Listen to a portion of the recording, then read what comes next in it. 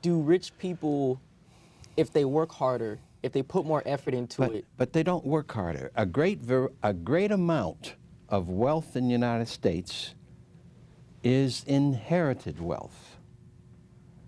I don't know what the current studies are. So I've not seen this, because this doesn't get in the press. You have to go work on it. Maybe some academics do that work. They look at intergenerational transfers. But a great percentage of wealth in the United States is inherited wealth.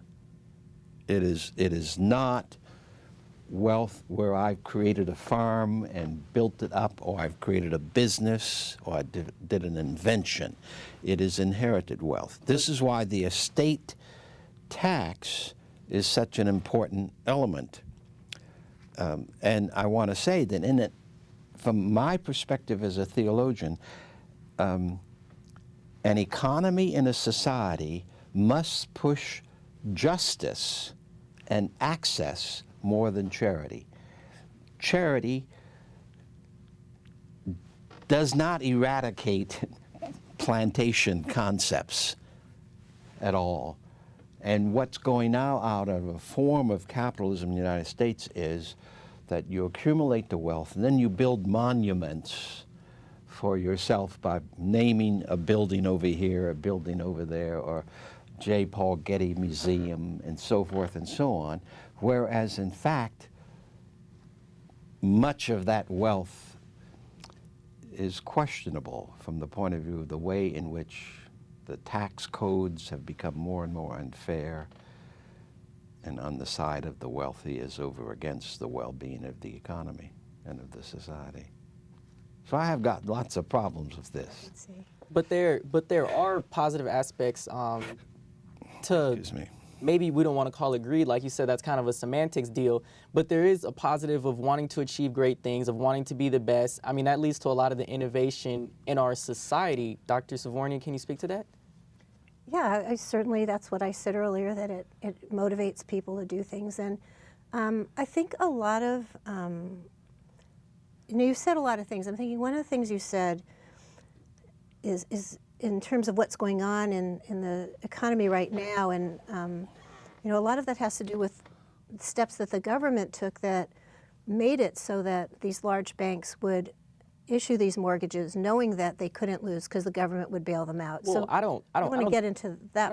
I don't think you can take away the fact that no one forced them to make the bad loans. As far as the banks, no one forced them to take millions upon millions of dollars. I think that's kind of the question we're getting into is, at what point does greed start? At what point do you say to someone, you have too much, you're... Okay, I wouldn't ever say you have too much, but I would say that most people, the reason we call people who engage in that kind of behavior criminals is because we don't condone it as a society. But I would say that when you make it very easy for a company not to be responsible, and they can take steps, I mean, everyone has some behaviors that are encouraged by the incentives that society offers them, and to somehow say that it's there's so many things I want to hit on this, but but you see, for example, a part of the whole issue is the issue of justice and systems of oppression. I don't see this world as having systems of oppression. No, I mean, oh, you mean plantation capitalism? Not. I'm not even sure what. War is not a system of oppression.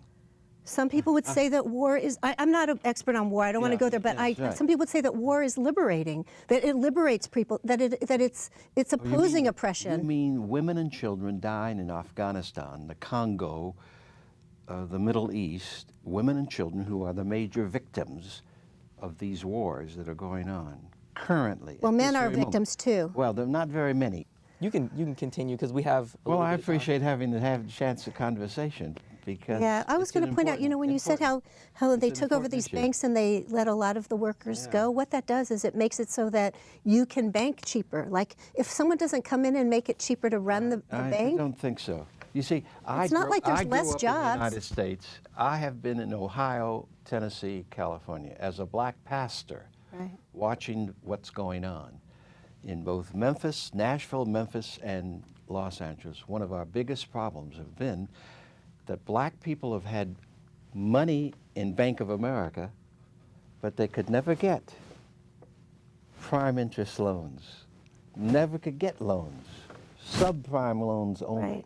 and often never. We called it redlining. In Right. fact, I'm engaged right now in a 30-year suit on redlining on insurance companies in the black and Hispanic communities in Los Angeles itself. Now, this is a national system. Why do you think banks redline? Because of the racism. Because Well, basically, do you think it might not be racism, but it might be risk? I doubt it. They can make more money. No, you can make more money if you lend to people. If you don't lend to people, you lose money. Now, I can carry you through. And Los Angeles has done a better job of this than in Memphis or Nashville. But the NAACP that's looked at, let's say, grocery stores, and did basic studies all through the 60s and 70s and 80s, where they would survey the grocery stores, Right. let's say in Westwood, Westchester, Watts, East Tennessee, Right. East Los I Angeles. know where you're going with this. Yeah, Higher yeah. prices in the inner city. Higher prices and Why do you poorer- think? Poorer quality. Why do you think? Because they can get away with it No, easier. because there's more crime, and people were No, taking but the things more all the time. crime, racism teaches us that one group is superior and the other group is inferior. So the do you still American think that we're all presumption- taught that right now? Huh? You still think we're all taught that?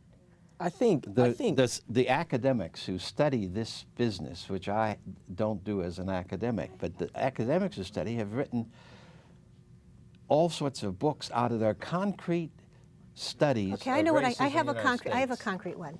They've looked at wages. You know, comparing black and white wages in. No, I'm sorry, not black and white. Men's and women.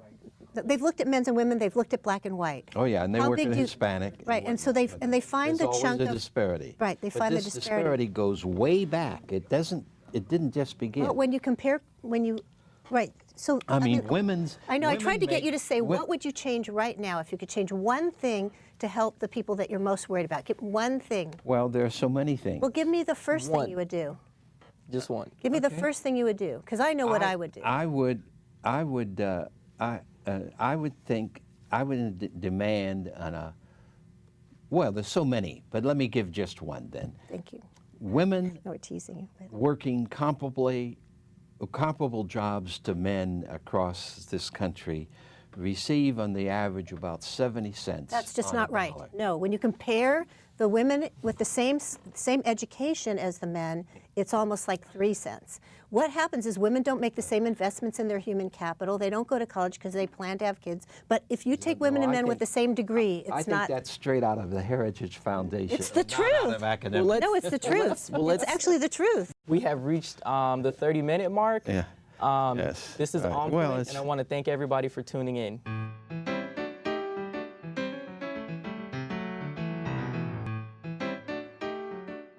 Gandhi, perhaps the greatest figure of the 20th century, whose life was pretty much smothered by our Western civilization's Cold Wars, said that the earth allows for us as human beings to have more than enough to fulfill human need, but not enough to satisfy greed.